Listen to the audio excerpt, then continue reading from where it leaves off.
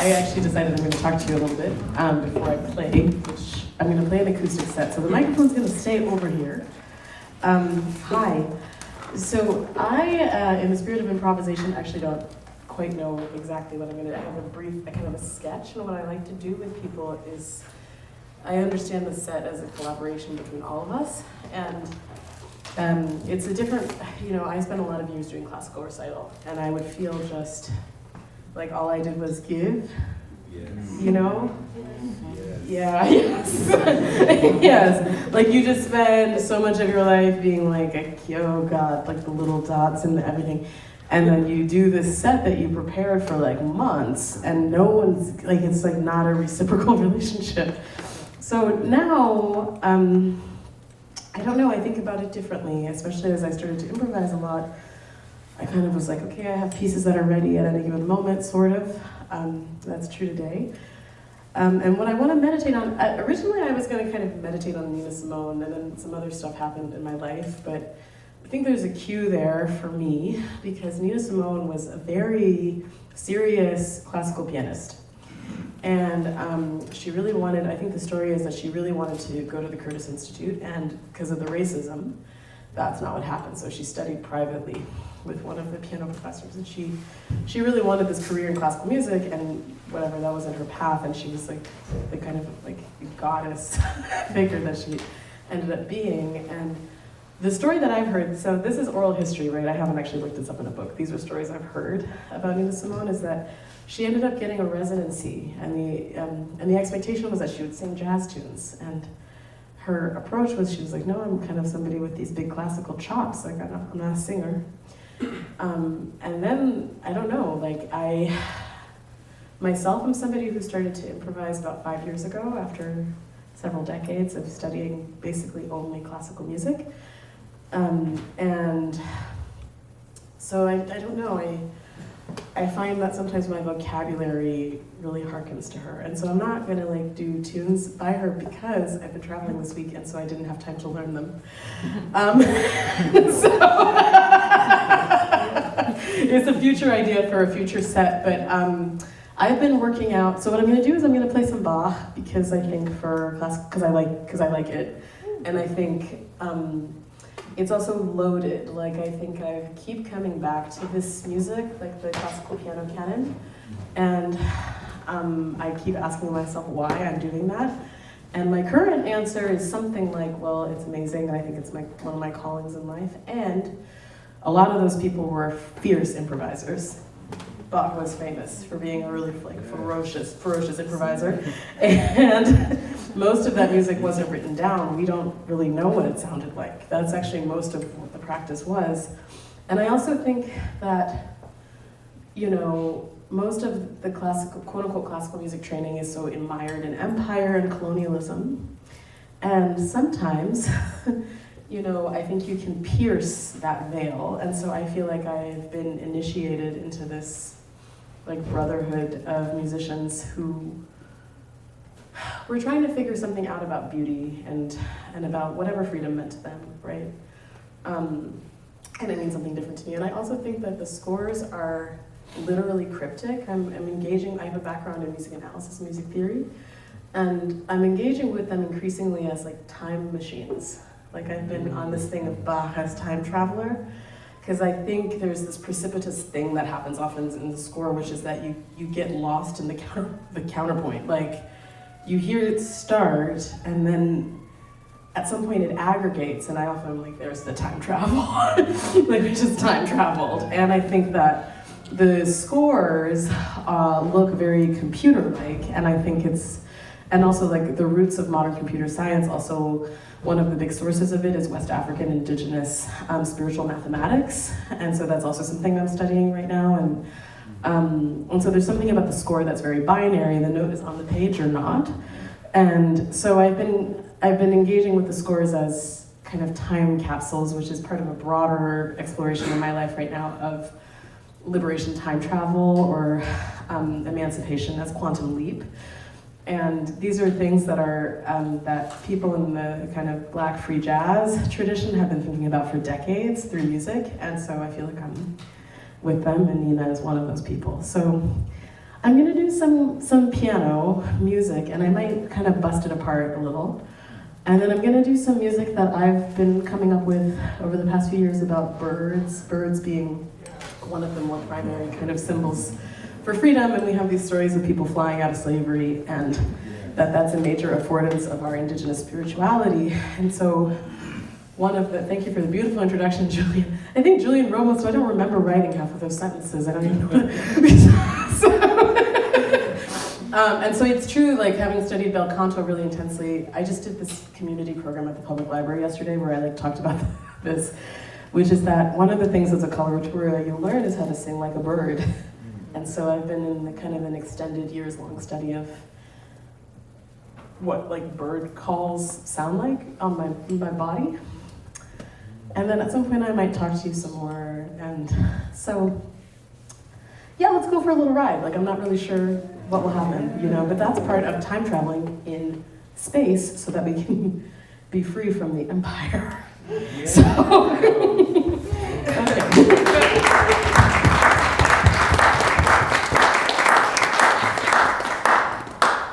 I just got off a plane a few hours ago, so this is coming at you cold. Let's see what happens.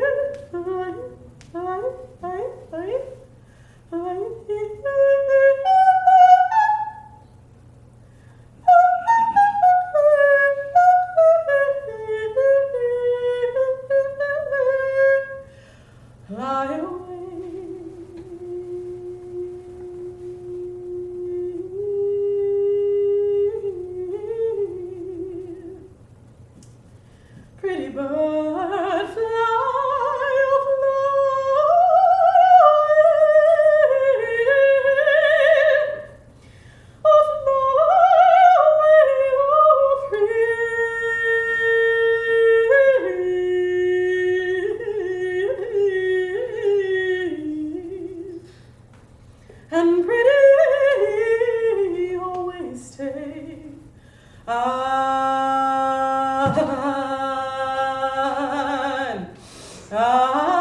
can make you a promise. I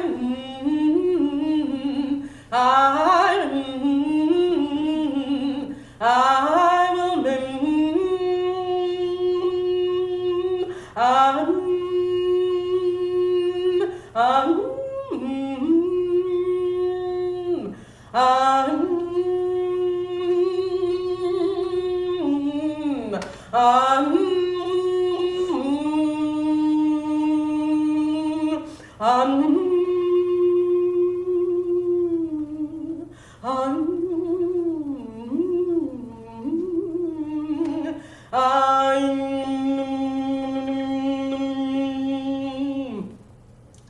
I will make you a promise for your own tender love. You'll bring soft love, oh, pretty bird and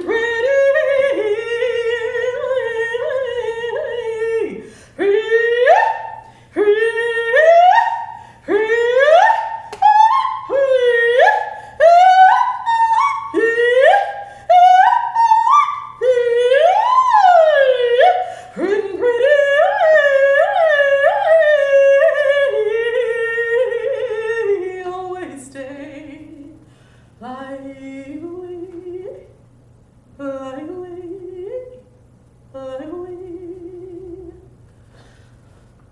for love, oh, fly away, fly away, oh, fly away, oh, pretty bird and pretty, always stay. I can make you a promise, for love is such a tender, delicate thing. So fly away, oh pretty bird and pretty, always stay. Fly far beyond the mountains to where you'll be free evermore. So fly away, oh, fly away, oh, fly away, oh, pretty, oh, pretty and pretty, always stay.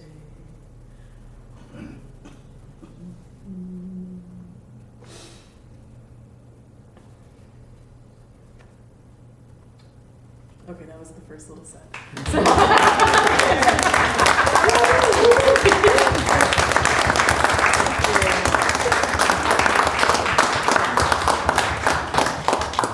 Yeah, so that last one is a folk song, which is another old kind of music. Different kinds of old kind of music. Okay, let's see what happens next. I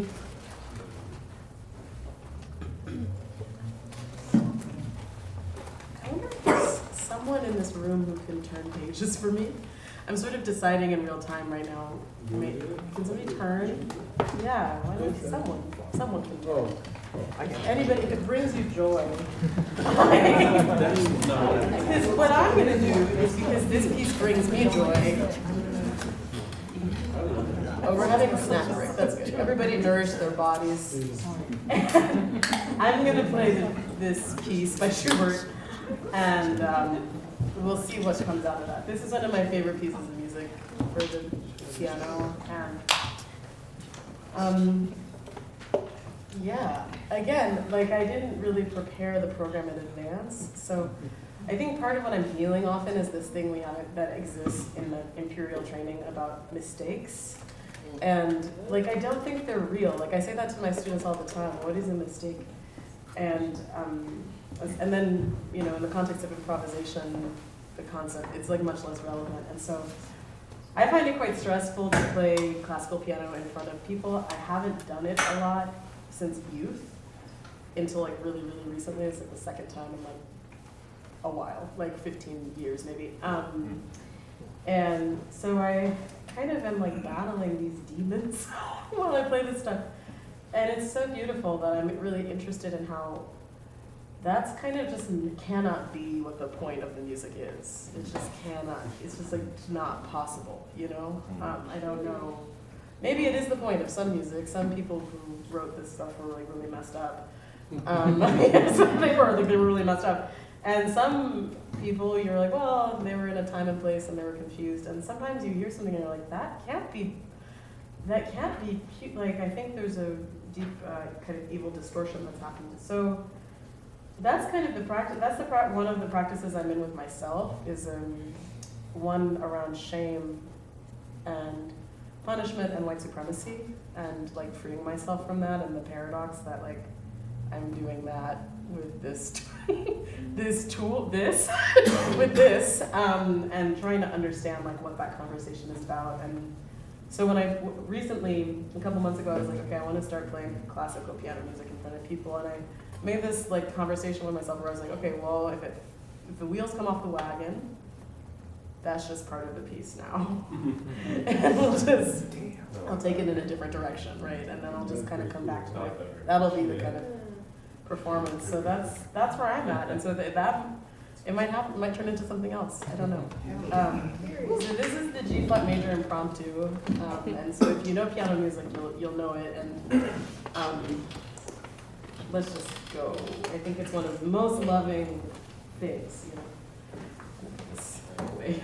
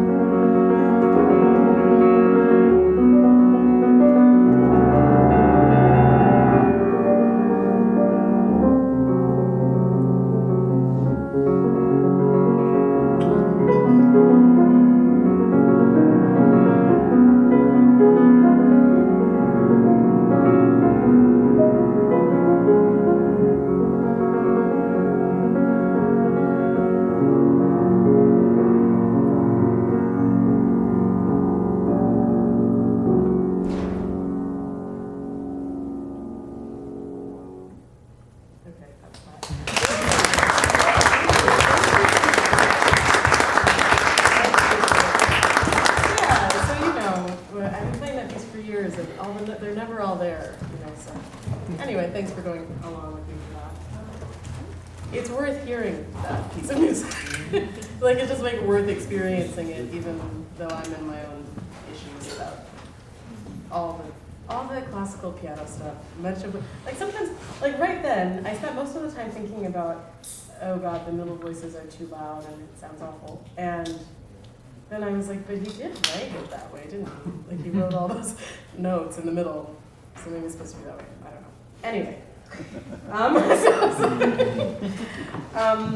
So I'll do a couple more things, and then we'll have our kind of main set. Okay, bird material. I've been thinking through. I'm a coloratura soprano, like lyric soprano, and then at some point recently I was like, I'm kind of tired of the music. Like I don't feel technically challenged by it. I don't like my ear is not satisfied. I don't have material to give my students. So I started thinking about something which is very common for jazz musicians, but for me is kind of a newer practice, which is improvising on a more expanded set of scales. So I'm now started to do this improvisation on this poem by Emily Dickinson, Hope is the Thing with Feathers. And I'm gonna do it now. Yeah.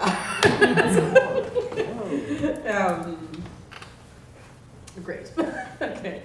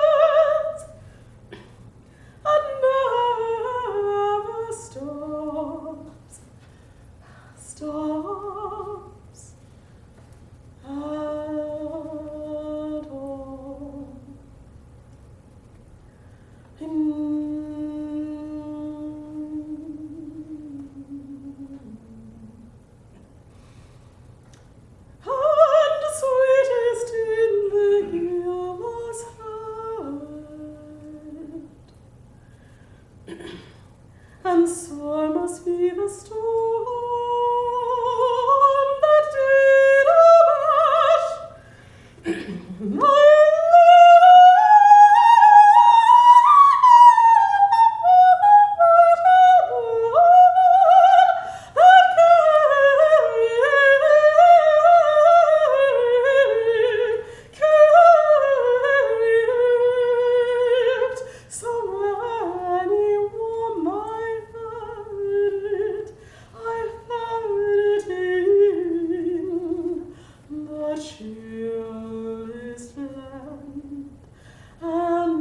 my strangest sea, but never in extremity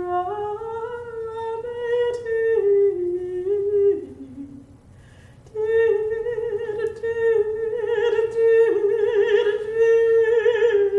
us a crumb on me.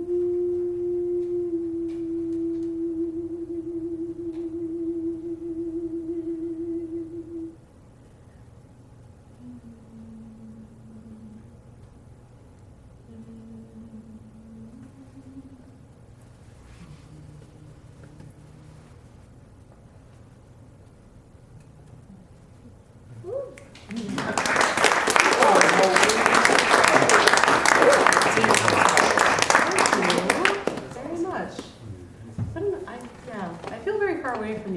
question. I think maybe it's because it's an experimental music space. I don't know. Maybe like talk to me a little bit. Like, what's up with us today? Like, how are we feeling? I've talked a lot about myself. Maybe like, huh? It's her birthday. Oh, yeah, we'll do that. Great. What's your name? My name is Misha. Misha. We'll sing about that in a moment. Okay, great. We have a birthday in the house. Okay. What are some other keywords we're feeling? Like, just shout out a word that is about your state of mind. Sunny. Huh? Sunny. Sunny. I know, it's so beautiful outside. Isn't that a relief? Yeah, okay, I'll sing about that. Yeah, any other kind of like contemplative reflection? Oh yeah, sometimes I ask really key questions. I do this exercise with people oftentimes in the concerts where my concept of the concert is increasingly kind of breaking down, but because of performance, like quote unquote performance, and I'm getting this spiritual message over and over that I'm supposed to be doing something kind of else, which is I think just like existing, you know? And music is like, anyway, I think we have, the portal tends to be particularly open, I think, when we're trying to do this kind of thing. So sometimes I'm like, what do you think heaven looks like? And we'll put it right there, and then we'll kind of send it, like wherever your concept of the divine lives. Like, it could be proximal, go up, down, I don't know, everywhere. So yeah, maybe some like this is a big time for human beings right now. Our world is transforming pretty fast. What do we hope is going to come after that? Instead of being so panicked all the time about the fact that it's happening, you know? A sense of peace. A sense of peace. Dope. Yeah. Sense of peace. Something else? Clarity. Clarity. I would love clarity. Yeah. Clarity. Yeah, clarity. Ease. Ease, right on. That's like what I wish I had with these. You got it though. Huh? Everyone, you got it. Oh, thank you. Yeah, that's not, if you were inside my brain, you wouldn't sense ease, but I appreciate that it's coming off that way. Ease, yeah. Purpose. Huh? Purpose. Purpose, yeah, purpose. For all of us to have the time to think more about figuring things out about beauty. Beauty, yeah, having more time to figure stuff out about beauty, totally. Yes. Yeah, incredible. No bosses, no jobs. Huh? No bosses, No no bosses, jobs. no jobs. Yeah, that's kind of a big, that's an entire book right there. Because that's not just like the end of capitalism, that's the end of bosses overall or something. No bosses, no jobs. I'm like curious about that. Maybe we'll talk more about it after the set or something. I want to know more what you mean. All right, cool. So now I'll do something that I was reading Raisin in the Sun and I got inspired by it, and so I like set a little bit of it to music when they're imagining. If you know the plot of Raisin in the Sun, it's like people imagining being able to move into like a much better home, and a lot of stuff happens in the midst of it, but there's this ecstatic moment imagining all the sun coming in the windows, and so that kind of like really stuck with me, and then at one point I was like, I'm gonna write an op, like I'm gonna set all of Raisin in the Sun, and I don't think that that's what's happening. I think it's more like vignettes. So I'm gonna do that. I think I'm gonna do some kind of take on Eye on a Sparrow, which was when she was alive was my grandmother's favorite hymn, and like basically summarizes it. I sing because I'm happy, I sing because I'm free is the key lyric. I might do like one more time capsule, and that'll be my set with you today. And then we can keep percolating this. But basically all those things that we just said, you know, you have a lot of spiritual agency. It's not just me sitting up here doing this. And if it is only me, I will feel like a wreck later. So I tell people, I'm like, you all have to take responsibility. All those things that you just said you want. Meditate on them now, and you're part of the music making too. Okay. Do you want us to get closer? I don't even know. Yeah, sure. Pull it in! Or you can come stand around me, actually, if you want to. Yeah. Yes, yes. Right, there's like all this empty, like, what is going on? Yes. Great, I love it. Oh, I love it. I love it. Okay, actually, now that we're in this formation, I'm going to teach you a song because that feels better. It's a song. It's a song that I quote unquote composed. Really, what it is it came to me at the beach, and I was like, this system is messed up. I was in the middle of like, I was in the middle of some eviction situation, and I had to go to the courthouse, which was next to the beach in California, and so I was like, well, I'll make a day of it, and then I was sitting there, and I was like, the wheels are like, this is just. So then I started thinking about the Great Flood, and anyway, this is called How We Survived the Flood, and this is a room full of musicians, so you're gonna do great. Okay, everybody with me. How we survived the flood. Give it a try. How we survived the flood. That's right. How we survived the flood. How we survived the flood. Good. How we survived the flood. We wade in the water. Try it.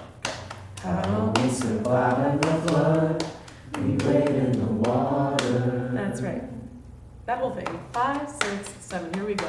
How We survived the flood. What key are we in? C. Wow, musicians. Several people have perfect pitch. C. My technique for that is I press buttons on the piano until it's the one that sounds like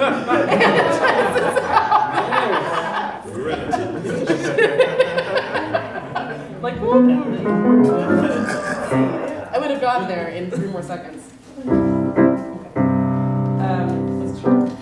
Okay, let's go 5, 6, how. And How we survived the flood. How we survived the flood. How we survived the flood. We wade in the water.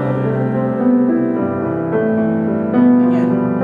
How we survived the flood. How we survived the flood. How we survived the flood. We wade in the water. Now part 2 goes like this. It goes, listen. God's gonna trouble the water. Then we do that 3 times. To set us free. Let's just try it right on it. Go. God's gonna trouble the water. God's gonna trouble the water. God's gonna trouble the water to set us free. Again. God's gonna trouble the water. God's gonna trouble the water. God's gonna trouble the water to set us free. Top. 2 times each of them. How we survived the flood. How we survived the flood. How we survived the flood. We wade in the water. How we survived the flood. How we survived the flood. How we survived the flood. We wade in the water. God's gonna settle this water. God's gonna trouble the water. God's gonna trouble the water to set us free. We do these 2 things at the same time. We're going to divide the room in half, maybe about here. This is one group. This is the other group. Y'all will sing How We Survived the Flood. You're going to sing God's Gonna Trouble the Water. Do it 2 times each. They switch places. Yeah? It's one of those songs. So, let's try it. 5, 6, 7. Here we go. God's gonna trouble the flood. God's gonna survive the flood. God's gonna survive the flood to save this water. God's gonna survive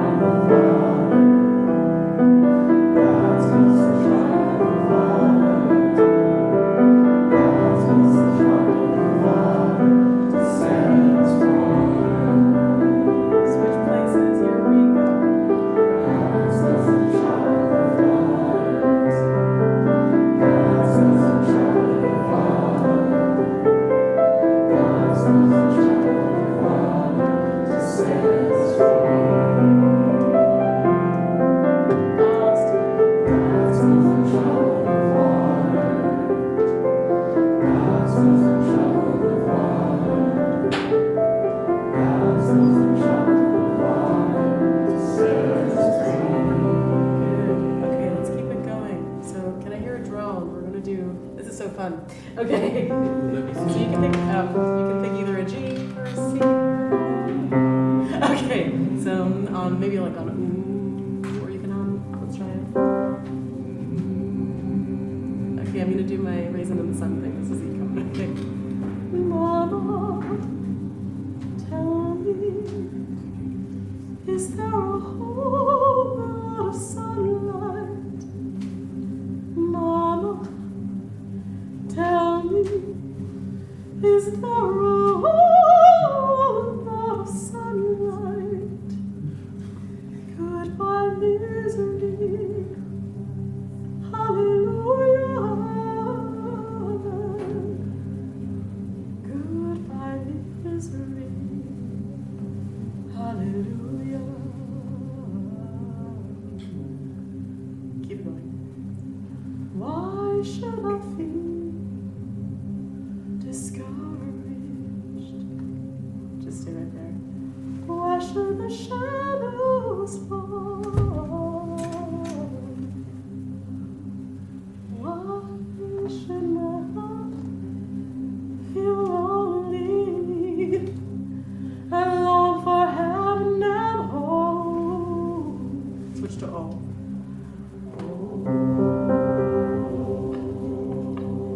When Jesus is my portion.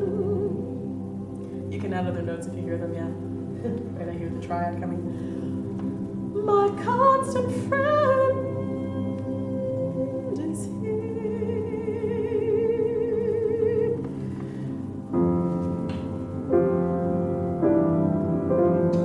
His eyes on the sparrow. Keep it up. Breathing meditation, right? And I know He watches me. Switch to A.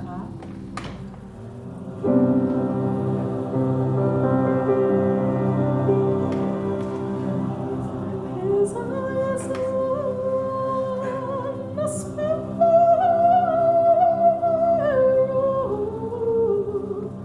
and I know He watches. Okay, a little louder. Don't leave me hanging out here. I got a big voice. Yes. His eye is on the sparrow. You can join me in the stratosphere if you want to, too. Yes. His eye is on the sparrow,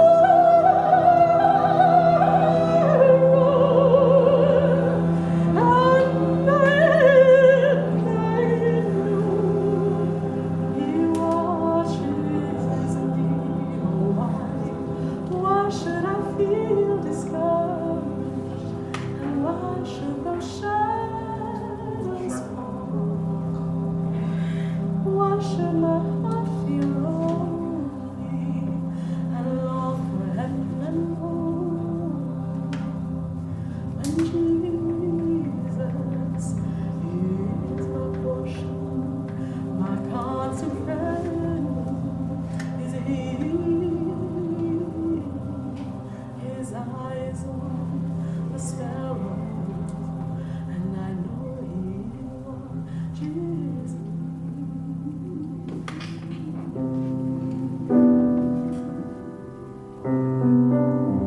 I sing because I'm happy.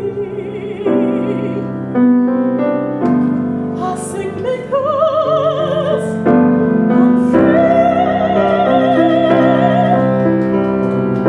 His eyes on the sorrow, and I know He watches me.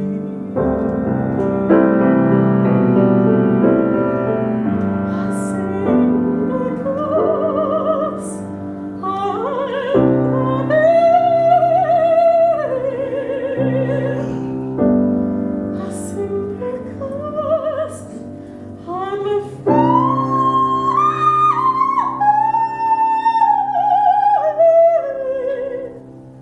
I'm free.